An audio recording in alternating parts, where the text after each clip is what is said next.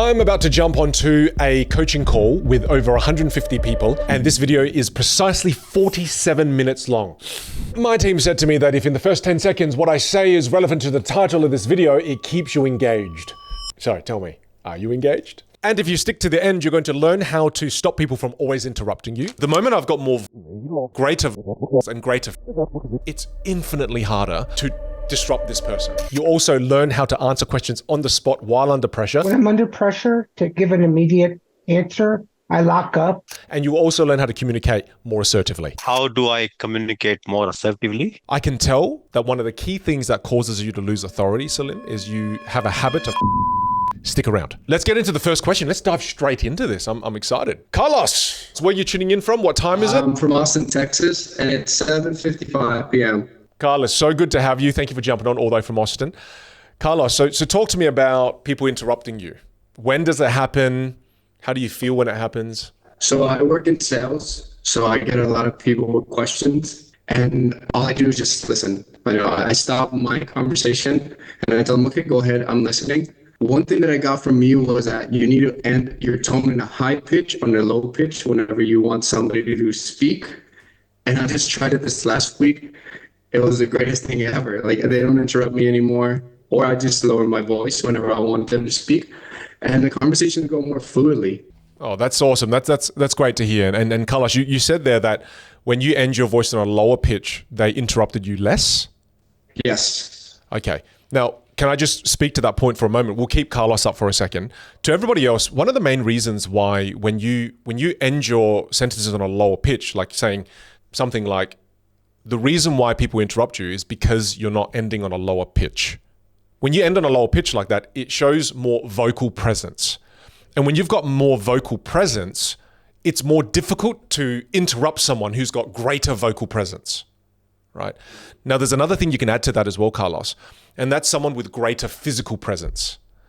So if you've got greater physical presence, even if you're appearing virtually, if you've got greater physical presence and you're communicating and you're talking, with greater physical presence, bigger body language, that also makes it more difficult for people to interrupt because you've got more perceived visual authority, right? Whereas if you think about it, if I'm playing with a small voice, I've got small vocal presence and, I always end on a high pitch and I'm playing really small. This person's really easy to interrupt in person or virtually. But the moment I've got more volume in person or virtually, so greater vocal presence and greater physical presence, it's infinitely harder to disrupt this person, right? So I would include in that a little bit of body language. Even though I'm on the phones. So you're on the phone, they can't see you. So I have to use my voice, and that's exactly why I fell into your course. Well, let me tell you this as well. Even if you're on the phone and they can't see you, where you can, encourage video calls, because when they do see you, it levels up the rapport dramatically. So where you can. But if you are stuck on the phone, I would still put my Bluetooth in and I would still use my body language while I'm talking, even though they can't see me. Because your body is connected to your voice and your voice is connected to your body. And a lot of the times when people are stuck on the phone, they talk like this. And the moment you're in this position, and I don't know if you're laughing because you do this, but the moment you're in this position, you don't have optimal access to your instrument. Right? You don't have optimal, and then all of a sudden, a lot of the times when people are like this, that you can hear it in their voice when they're like, hey, this is Carlos from XYZ company. And you can immediately hear it. It's because they're not in the optimal position. Whereas if you have your headphones and you're speaking like this, even though they can't see you, and you still move, by you moving your body, it's going to move your voice and they'll hear the vitality. So by moving your body, it increases your vocal presence naturally. Yeah. What's one of the things that you would recommend as far as like body language whenever you're doing that over the phone? Just one. Look, I would say larger gestures, because larger gestures give you better access to your diaphragm, to your lungs, larger gesturing. So again, if someone was looking at you, it would look a bit ridiculous, right? But again, it doesn't matter because if they don't have context and they're judging you, it doesn't matter. So to me, I would use larger gestures. And literally, if I was on the phone and I really wanted to come across with vitality and good vibes, I'd be smiling, I'd be waving, like when I say hello, I'd be like, oh, hey, good to see you, Carlos. Even though I know you can only hear me, great to see you, Carlos. You hear people all the time say, you can hear a smile. And vibrance is something you can hear as well. You can hear it in people's body language because it comes through in their voice. So larger gestures and 100% facial expressions, very, very critical. So I'll give you one extra thing there. The only other thing I would say, if people are always interrupting you, is if you're around a serial interrupter, frame the conversation before you have it with them. Often I find that people who interrupt, it's not that because they want to be a monster and they don't want to be a wanker, but more so they just want to add lots of value, right? They're just wanting to add value. They want to help you. So all you do is you frame the conversation. You're saying, serial interrupter right here. I would just say, hey, Vin, look, I know you're really passionate about this topic. Do you mind giving me space for about 5 minutes and giving me the floor for 5 minutes? I want to share my idea completely and wholly first. Then I'm going to ask you for your opinion. Is that okay? Hey, I'm just going to set myself a 5-minute timer too. I don't want to go over time. Are you cool for me to have this space for 5 minutes? Cool, awesome. I'm putting that timer there. I'm saying it's for me, but I'm putting it there for them, right? But I'm saying it's for me. So I'm using a little bit of EQ here to not be so forward. So I just go, I'm just going to put a 5-minute timer so I don't go over time because I know I can waffle. And then at the end of this, I'm going to ask you for your opinion. Is that okay? Cool, great. I'm going to set the 5-minute timer. So the idea what I want to share with you is, and then you just go. That way you now have the floor. Frame the conversation. Frame what you're after and communicate it clearly. How do you deal with someone who complains all the time without coming up with any solutions or being constructive? Anyone want to be that person for me? Anyone want to come up and be a complainer? We're going to role play and I'll show you how you deal with it. Niraj. All right, Niraj, you have to play the character of a complainer, okay? I'm not saying you're a complainer, but first of all, Niraj, where are you tuning in from and what time is it? Hello, everyone. I'm tuning in from Germany. Beautiful. What time is it in Germany? Right now it's 3 o'clock, 3 a.m. in the morning. 3. Niraj, you have the right to complain as much as you want. So Niraj, I want you to play a complainer and say you're complaining about, and I'm not saying you are a complainer. We're getting you to play the part of someone who complains, okay? And I'll give everyone a framework on how you can manage this. So say you're complaining about, what do you want to complain about, Niraj? Hey, Vin, it's not good, man. I'm waking up at 3 a.m. You should have kept it at 5 a.m. at least. I could have slept 2 hours more. Okay, let's keep rolling with this. Okay, let's keep rolling with this. Okay, what else is on your mind, Niraj? Besides the 5 a.m. and being up so early at 3 a.m. What else is on your mind? Early to my office tomorrow, and I have so much to do. I mean, okay, and I mean, tell me more about the things you have to do. What else do you have to do? What do you have to do when you get to work? I have to go there with my cycle. I have to meet so many people. I have to. There's some testing I have to do in my work, and yeah, pretty much that's it. Is there anything else? No, I don't think so. So let me ask you then, Niraj. What do you think the main problem is? I think the class having at 2 a.m. Okay, and so what you're saying is you feel the main problem is having classes at 2 a.m. is not optimal? Yeah, maybe. Okay. Well, can I ask you this then, Niraj? How can I help you? By having the class at 5 a.m. or 7 a.m. Beautiful. Okay, so something simple as that, okay? It doesn't matter what they're complaining about. Thank you, Niraj. That was a fantastic example there. I love it. So what did I do there? I'm using a framework from the book called The Coaching Habit. And the book called The Coaching Habit is from MBS, which is Michael Bungay Stainer, where he gives you a list of questions. And what I essentially did was, when you're speaking to someone who's a serial complainer and they always want to complain, let them take their emotional breath, okay? Let them get it out. If you're a friend and you care about them, just let them get it out. So you say, hey, what's on your mind? Oh, Vin, I'm waking up early in the morning. This is crazy.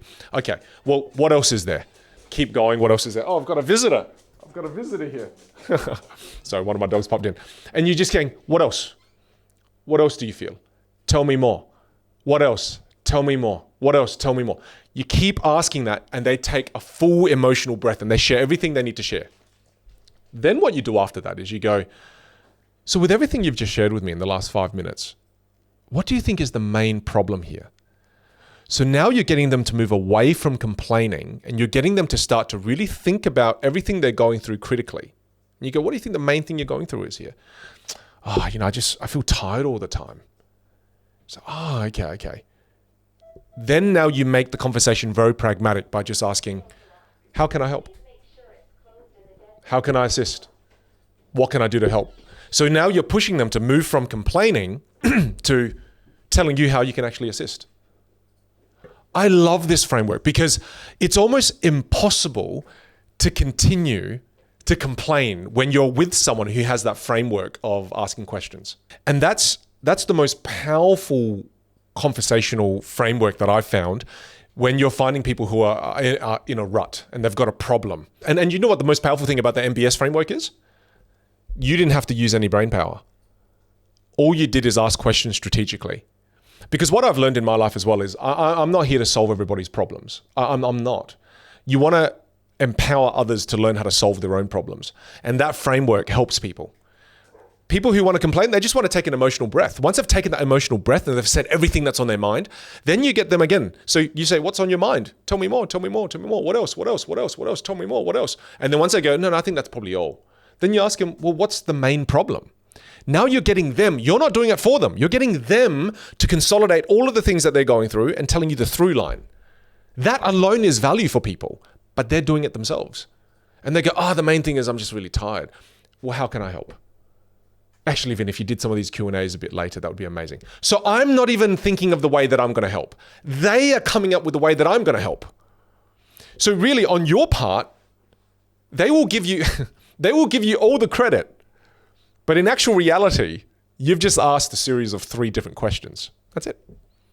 That's all you did. And that, to me, is one of the most powerful things a coach can do for their students, is to be a sounding board. And now just a quick note from our sponsor for the video, Me, Myself, and I. And the message I want to share with you is, if you're enjoying the content, hit like and subscribe and hit that notification bell so you're notified of future videos. Let's get back to the video. How do you overcome the fear of judgment? In what context are you fearing judgment? Is it around you sharing new ideas? Is it around you using your voice differently? In what context? Around using my ideas or Okay. around being myself, trying to explain things. Does everybody else fear judgment as well? If you do, type yes, let me know. Give me a bit of a sense of how you're all feeling. Oh, yes, I love that. Okay. When it comes to judgment, it's something I've had to learn how to overcome. The fear of judgment. I've had to learn it because as a content creator now and as an educator online, for me to be able to find you as one of my students, I've had to create a lot of content, almost like I'm a lighthouse. I have to shine my light as brightly as I can out there into the world. And then I'm able to find the people that I can serve. And to be able to find you, I have to get past the fear of judgment. Otherwise, I'll never find my tribe. I'll never be able to find my students and the people I'm meant to serve. So overcoming that fear of judgment, I think, is critical when it comes to you achieving your full potential and you being able to impact the world. Now, the first thing I believe when it comes to overcoming the fear of judgment is you need to learn the truth. And I believe the truth is nobody cares about you as much as you think they do. Now, I know it sounds mean, and I'm not saying this to be mean. I'm saying this to free you from the fear of judgment. And as you look to all the thought leaders of the past, or the wisest people from the past, you will always hear them say comments like this, Mark Twain being one of them. Mark Twain says, you worry less about what people think about you when you realize how seldom they do. And you'll find examples of this type of wisdom no matter where you go in history. You'll see it in ancient China. You'll find wisdom like this. You'll find this in ancient Rome. They have wisdom like this from Marcus Aurelius. No matter where you look, you'll find the wisdom that most people care about themselves the most. They're not thinking about you. But we think everyone is thinking about us. Even in the world of psychology, they say this is called the spotlight effect, where you think people are thinking about you way more than they actually are. Now that's the truth, and you've got to learn that truth. And just in sharing it with you the way that I did, it's not enough. You can't just learn the truth, because the second step to it is you must actually experience the truth. And what I mean by experiencing the truth is, let's say, for example, Angela, you said that you fear sharing your ideas. You fear when you share the ideas, people might judge the ideas and then judge you as a result, right? to experience the truth, you actually now have to go and face that fear and share your ideas. It's like last night, I didn't want to see this. This was just accidental. One of my videos that we put out as an ad is a video about me talking about negativity, etc., right? And one of the comments was, and I wasn't looking for it, okay? I just saw it because I was looking through my ad performance. And I saw a guy that was really angry with me and wrote, I hate this guy's voice. I hate this guy's hair. I can't believe people are watching his videos, right? And to me, I had to, experiencing that is important, because as I experience that, I now have to logically think through it and think to myself, is that man now, is he thinking about me 24/7? Is he thinking about me 365 days a year? Or was that a fleeting moment where he thought about me for 1 minute, made a comment, and now he's more concerned about whether he's going to have a beef burrito or a chicken burrito, and should he get guacamole on the side? He's most likely thinking about his dinner, and he's no longer thinking about me. And the more you learn about the truth, and then the more you experience the truth, meaning you face your fear and you share your ideas anyway, like me, I'm sharing my ideas anyway on Instagram, on Facebook, on all the platforms. And then as you start to experience it, you start to go, you know what, it actually doesn't matter what they think. It genuinely doesn't, because they're not thinking about you as much as you think they do. So you learn the truth, then you go out, then you share your ideas, you share your thoughts, you use your communication skills differently, and then you experience the truth.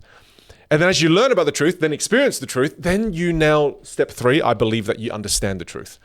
Then once you fully understand it and you embody the lesson now you're no longer afraid. But usually people don't go through these steps. They don't go through these phases. They just sit in fear and they're not moving forward. And I saw a quick comment. Cynthia says, are you saying just ignore their judgment? You know, it's inevitable that you will see their judgment come up. It's very difficult to just never look at any of it and never see any of it. I still see so many hate comments accidentally, right? Accidentally, because I'm just opening up one of my videos and my team and I will just quickly look at it to go, oh, how's the engagement going? Are people enjoying this type of content? Inevitably, you'll see someone say something mean or something you don't like, right? But I now have learnt and understood that person, if they are hating on me, right? And sometimes you see a lot of anger that people put into a message, right? Like, again, examples of it is like, oh my God, this is complete BS. This guy's an idiot, yada, yada, yada. Now, before I learned the truth and understood the truth, I used to think, oh my goodness, this person's right. I am an idiot. I am being stupid. Who am I to talk about communication skills? There are PhD professors out there who've studied communication skills for 40 years. I've only been studying this craft for 20. I'm not as good as them. And then I would completely get wrapped up over the fact that person's judging me 24/7. But as I started to understand the reality is, I see it. I now also know that if you're that angry after seeing a 30-second video of me, someone who you don't even know, that means in your life, the person hating on you, that person must be suffering. For a video to trigger you that hard and for you to get that upset for 3 minutes, it must mean that in life you're not in the best place. Because that's the only time that would warrant that kind of reaction. So I just want you to, again, as you learn more about other people's opinions and where those opinions come from, and also understanding that other people aren't thinking about you as often, all of these thoughts gradually start to get you to a place where you go, you know what? The most important person to me is me, and the most important person to them is them. But because we always think that people are judging us, we create these invisible prison bars all around us that stops us from doing the things we should be doing. But the scary thing is, it's not actually other people's judgment that's causing us to stay the same. We are causing ourselves to stay the same by creating these invisible prison bars. It's a really interesting concept. And I've had to think so much through this. Because at the end of the day, the most important person to you is actually you. You know, the most important person to me is actually me. And the better I look after myself, the better I am able to act out my values the things I believe. It's and I don't mean to labor on this point. It's because I think this is a deeply philosophical point, and it's what the Stoics say, right? If you think about this, there are only two things you can actually control in your life. The first thing is your thoughts, and the second thing is your actions. And that's why I've aligned my answer with those two things, because if the first thing you can control is your thoughts, well then control your thinking and learn the truth, which is about people worry more about themselves than they worry about you. And then you can control your actions, right? Well, go out and actually experience the truth. Share your ideas. Don't be afraid to use your voice the way you want to use it. Those are the only two things you can control. And then after that, as you do those two things, you learn more about it and you go and experience it, you understand it. So this requires you to go out there and take action. Create a video. I challenge all of you who fear judgment, create a video, share it on social media. And here's the challenge to you. I'll give you a pragmatic challenge. Share a video. Tag me. Tag me in it. And I want you to hashtag something unique. Hashtag FOJ.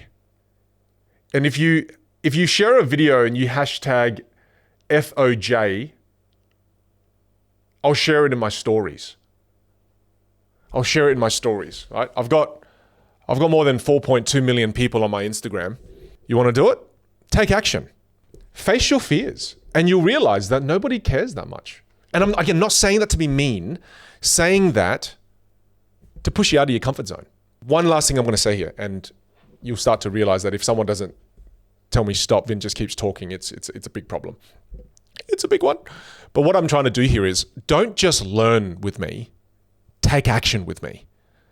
I'm not a huge fan of just sitting there and consuming podcasts all the time and reading books all the time. No, I love learning something, take some action. So I cannot wait later today to see who does the FOJ video where you share a thought, share an opinion, you create something, and I'll share it. So I'm really looking forward to seeing your videos on my stories. And by the way, Chris Pratt, Alex Hormozy, for those of you who know those characters, Mel Robbins, they all follow me, so they might see your story. That's exciting. Don't be scared. Don't let that scare you. Take action. The next question, we've got a few questions from Salim. Hey, Vin, this is Salim, and I'm from Sydney, Australia. Now, Salim, you've asked a few questions. I'd like you to take this conversation wherever you want it to go. Which question do you want to ask? Which one do you want to focus on? Which one do you want to start with? So the first one I want to start with, Vin, is the assertive communication. So I work in a project space. So I work in a bank, and obviously a lot of my work involves talking to a lot of different stakeholders and communicating and putting point across and negotiating, etc. So one of the point that my boss has always asked me is to do a little bit more assertive communication, right? And my question was, what type of archetypes that I should be using when I'm doing the assertive communication, especially with the senior leaders in the organization when I have to deal with like directors and senior director, etc. So this was my first question. If you can help me out with this. Beautiful. All right.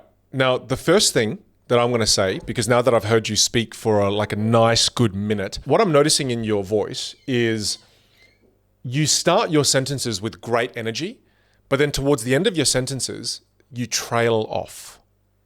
Okay? So what happens is you start... So Vin, my question is, I want to be able to, again, get more authority by the end of when I speak. So again, you lose that energy in your voice as the sentence goes on. So one thing that's going to help you come across with more authority is by energizing your sentences from the beginning to the very end. So I want you to try that with me, okay? So I don't want you to worry about what you're going to say. I want you to ask part of that question again, but I want it energized from the first word to the last word. Again, I'll give you the example. Not energizing it sounds like this. So I start energized. I go, oh, hey, Salim, I want to ask you a quick question. And the question I want to ask you is... That's me dropping it. If I'm not dropping it, it's, hey, Salim, I've got a question for you. And the key question is energize from beginning to end. I want you to just try 20 seconds of that for me. In 3, 2, go for it. Hi, Vin. The first question that I have, which is one of the most important questions for me, is how... Stop. Pause. You did it. How did that feel? It feels in my heart, lung, whatever, it's like... Right? But wasn't that amazing? Now I'm going to get you to do that for 20 seconds, all right? I'm going to do that a little bit longer, okay? Here we go. So in 3, do it a little bit longer, ask the full question in 3, 2, energize all the way through. 1, go for it. Ivan, one of the most important questions that I have for you is how do I communicate more assertively? That's one of my area of improvisation, and which is more sounding more strategic and also dealing with the senior stakeholder in the organization. Perfect. Okay, now let's work on this bit by bit. So right now you're still ending your sentences on a higher pitch, right? You are still doing that. You're still ending on a high pitch. I need ending on a lower pitch. So Vin, my question for you is, how do I increase my authority when I'm around senior leaders? Okay. And I'm going to add another one on you because we're going to make this a little more difficult, is because you're still doing the and ums. That robs you of credibility so quickly and takes away authority and removes clarity. So now you've got to pause while you're doing it too. Anytime you feel like saying it, replace it with a pause. Highly energized, sentences end on a lower pitch, no more ums and ahs, no unnecessary sounds. We try again, ask the question in 3, 2, go for it. Hi, Vin. One of the most important questions for me is, how do I sound more assertive while dealing with the senior stakeholder in my organization? At the same time, I don't want to sound like a rude with them as well. Okay, good. Okay, you ended on a lower pitch once. Well done. Very proud of you because you got rid of the ums and the ahs. I can tell that one of the key things that causes you to lose authority, Salim, is you have a habit of ending your sentences on a high pitch. Because even though I gave you that feedback, you still went back to old habit. That's okay. It takes a while to create change. So I'm going to get you to do it again. Every single time you pause, you need to end it on a lower pitch.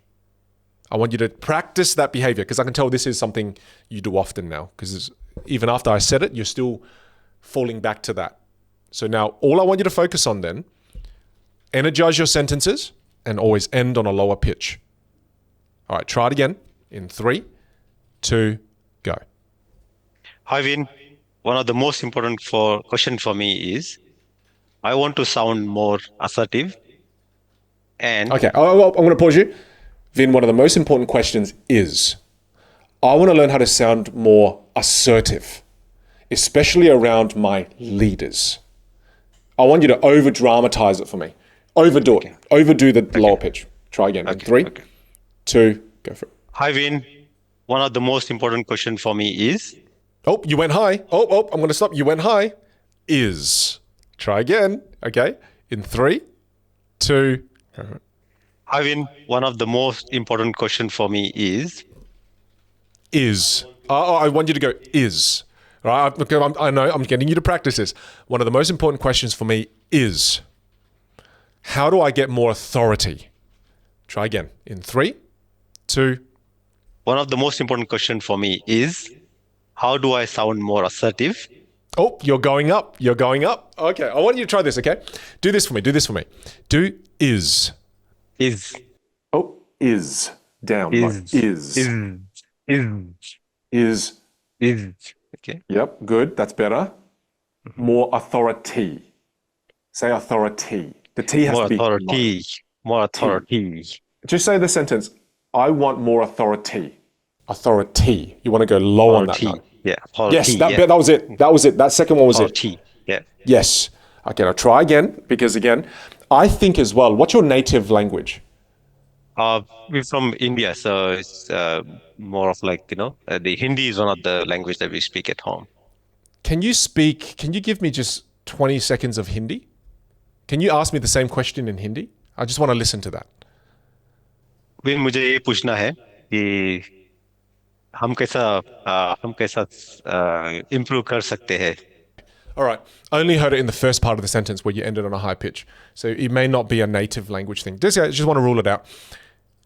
That is the biggest thing I can tell you that's robbing you from that authority is you have a habit when you speak English to end on a high pitch. Now, there is a form of practice that I'm going to get you to do right now because I think this is beneficial for everyone. Anytime you want to get rid of a habit that is a non-functional habit. Now, look, there are times when you should end on a high pitch, right? Because if you're asking people, how's your day? You should end that on a high pitch as opposed to, how's your day? Right? It sounds like you don't want to hear it. But there are a lot of situations where you do want to have more authority, right? And in those moments, you have to end on a low pitch. However, if you're finding it difficult, like Salim is right now, and I know it's a difficult behavior to overcome, what we need to engage in is what's known as negative practice. Now, negative practice is when you practice the negative behavior and you overdo it. So what that does is it then takes that non-functional behavior from your subconscious mind, because this has become a habit for you for a long time. It's moved from your conscious mind to your subconscious mind. Negative practice takes those unwanted behaviors from your subconscious mind and it brings it to the forefront of your conscious mind. So I want you now to overdo ending on a high pitch. So it's like, Vin, my question is, I really want to know if it's possible for me to have more authority. I really want you to overdo it now. Okay, because it means that right now you're automatically going to old habits, which means we're not taking it to the forefront of your mind enough. So overdo it for me, okay? And I want you just to count 1, 2, 3, 4, and count to 10, all high pitch, please. Okay. 3, 2, go for it. 1, 2, 3, 4, 5, 6, 7, 8, 9, 10. Fantastic. Okay, so we overdo the incorrect thing to really start to become conscious of it. And now I want all of it low. 1, 2, 3, 4. Now try. 1, 2, 3, 4, 5, 6, 7, 8, 9, 10, 11. Fantastic. Amazing. Can we give him a big round of applause? That's amazing what you just did there, because all of a sudden now, every single one of those numbers are on lower pitches. Now, if you think about sound alone, the first time you count, there's no authority there. There's no assertiveness there. The second time you count, even though it was just numbers, there was so much more assertiveness. So much more. Did you feel it the second time when you read the numbers? Yeah, I did. You felt it, right? Yeah. It's much different, yeah. Oh, it's completely different. Whereas your natural behavior is to always end on a higher pitch. So I would encourage you, if you're not finding that you're naturally going to a lower pitch, and I highly recommend you recording your meetings where appropriate, where you're able to say to clients, hey, we're recording it for quality assurance purposes. Record it. And if you keep noticing yourself still ending on a higher pitch, engage in negative practice. And do it for a good minute. And then after that, now that it's in the forefront of your mind, then engage in positive practice and practice ending all on a lower pitch. Okay. Couple of other things. But I don't want to overwhelm you, but I'll just say it here. The next couple of things is pausing more creates more authority as well. Okay. And assertive body language. So this is assertive body language. Okay. Like this. Yeah. Okay. Yeah. Like this sometimes, This, and again, you wouldn't always do this. You wouldn't always point, but this is a very strong and powerful assertive. Different. Yeah. Last time we're going to practice, and thank you for being so vulnerable and leaning into practice like this. I'm so proud of you, Salim. I just want you to now talk to me, and I'm going to ask you a question. I want you to respond, and you have to respond with full authority. Okay? And even use your hand gestures. You go, Vin, let me tell you about this. Okay? And then you just go straight into it. Okay? And all I'm going to ask you is, how long have you been in your career for? Vin, I've been in this career now for the last 10 years, right? Or however many years you've been in there for. So that's all I'm going to ask you. I want the hand gestures, ending on a lower pitch, energizing all the way through. So the question again simply is, Salim, how long have you been in this career path for? I've been in this career for 20 years, Vin. Been in the banking for 20 years. Perfect. I don't want the I don't want the I want the pause in between and then continue to talk. You're doing great. That was amazing. Wow, I felt that authority. Here we go. In 3, 2, how long have you been in this career path for, Salim? I've been in this career path for 20 years. Perfect. Love that pause there right at the end too. That is so powerful, but I want you to add one more sentence after that pause. So I've been in this industry now for 20 years, Vin, and I've absolutely loved my time in banking. Right? So again, we'll try one more time. In 3, I'll ask you the question. 2, Salim, how long have you been in this career path for? I've been in this career path for 20 years. Oh, you went on a high pitch. I'm going to do it again. In 3, 2, Salim, how long have you been in this career path for? I've been in this career path for 20 years. Oh, high pitch, high pitch. I'm going to call you out. I'm going to call you out. I'm going to keep calling you out. Again, in 3. You got this. 3, 2. Salim, how long have you been in this career path for? I've been in this career path for 20 years. Oh, high pitch. Oh, it's high pitch. I'm going to call you out. Okay, we're going to do this until you get it because this is how annoying I am. So I've been in this for 20 years. Okay, all right, here we go. 3, 2. Salim, how long have you been in this career path for? I've been in this career path for good 20 years and I love it. Oh, beautiful. You did great. Well done. I'm so proud of you. I need you to write on a sticky note and stick it right next to your computer. End sentences on a lower pitch. Remove non-words and filler words. Okay. Start there. Sure. I will. And more assertive body language. You're amazing. Well done. A lot of people don't improve as quickly as we've seen improvement in these 10 minutes. I'm proud of you. Thank you. Thank you so much, Vin. Thanks for all your help. My pleasure. And energize your sentences. You did great. Lovely. Look at all the people typing in chat. Like, I love it. I love that Catherine just called out.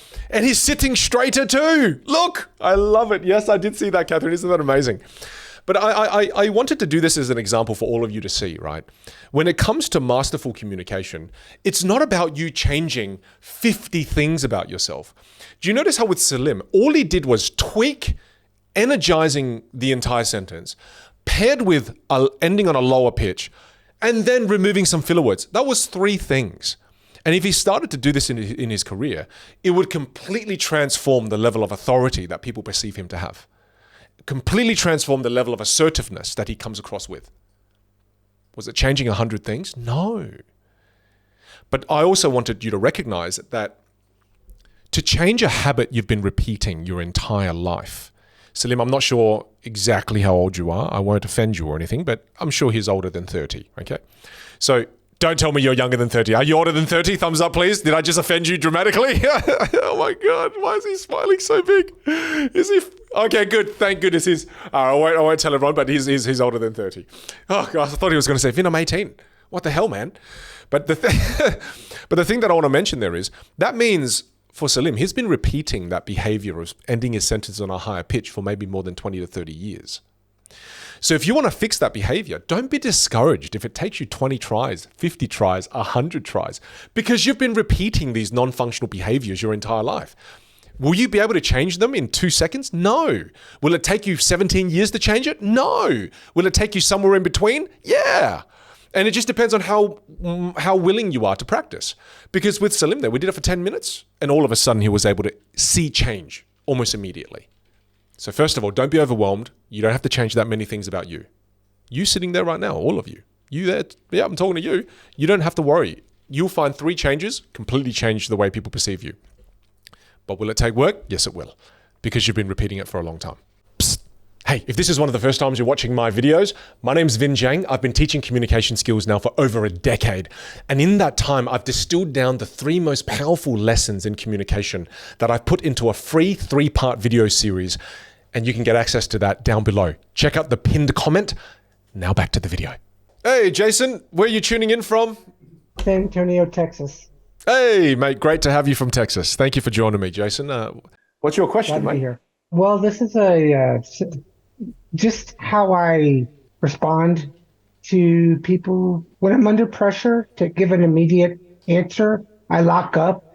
I just kind of go with what the other person is saying. I don't really feel good about myself because when I'm being asked a bunch of things at once, it's hard for me to really give an answer to how to handle that.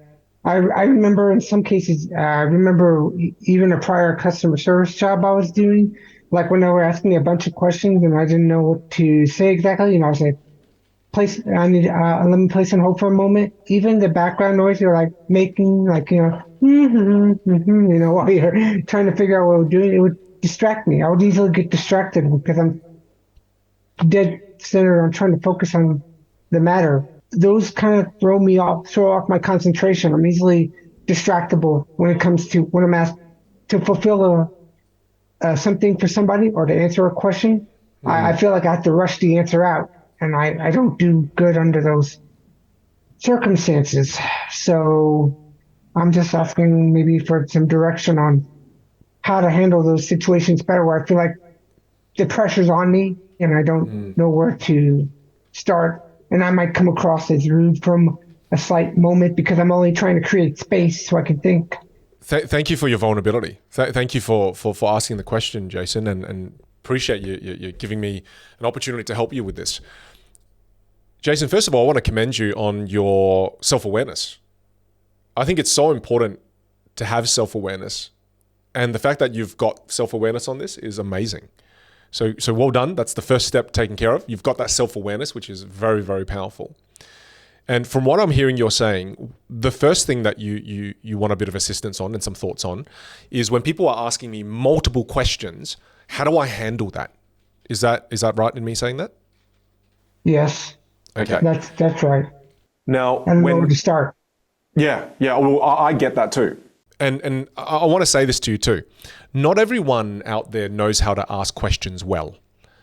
Okay? And then that's a big part of the problem. Because when I have people ask me questions, and even this is, and I don't want to say this and then everyone's scared to ask me a question now. Don't be afraid. This is a learning environment, okay? You don't have to ask me, well, like part of my job here is to help you find the questions as well. When I do Q&As live in person, sometimes people will stand up and ask me 6 questions in one question. And they do that because they haven't thought through what priority they want in regards to their questions, right? So what I normally do when someone does that, I would just often come back and say, hey, looks like there are nearly about 4 questions here you're asking me. Which would you say is the most important question you want to ask me first? So then I'm getting them to do the work of prioritizing what they actually want me to answer. As opposed to me thinking that the moment they ask the question, I now have to answer all 6, all 5, all 4. Because they can ask me a question, I can ask a question back and say, hey, out of the 3 questions you've asked me, what would you say is the most important question you want me to address first? Then they'll go, oh, Vin, it's actually, how do I improve the quality of my voice? Fantastic, let's start there. Then I will take that as a cue and then I'll start. And then after that, I'll go back to them. Hey, so what was the second one you'd like me to answer next? What's the second one? And then you're getting them to prioritize. And you're getting them to make that choice so that you're not making that choice. That's actually very valuable for the person asking the question. It doesn't just help you by giving you time and space. It also helps them prioritize. Don't be afraid to slow down and ask them prioritize what questions they would like answered in what order, because in some cases are emotionally driven, and like one question begets another question because they just want to keep on going. Let's trial it. Okay, so I'm gonna ask you 4 questions in one, and then I want you to use that tactic on me, the one I just shared with you. Just go, Vin. You asked me 4 questions here. What's the first one you'd like me to answer, or what's the first one you'd like me to share thoughts on? So I'm gonna try it on you. Okay, Jason, you ready? All right, so we have to act this out. So pretend I'm going to ring you, okay? So I'm punching the number. So ring, ring, ring. You got to pick up. Ring, ring, ring, ring, ring, ring.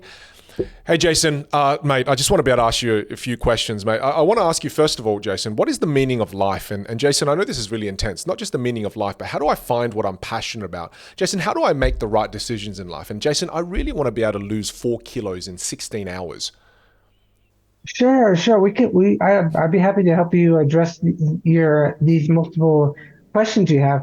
Let's start with which one is the most of the 4? Which is the most important for you right now?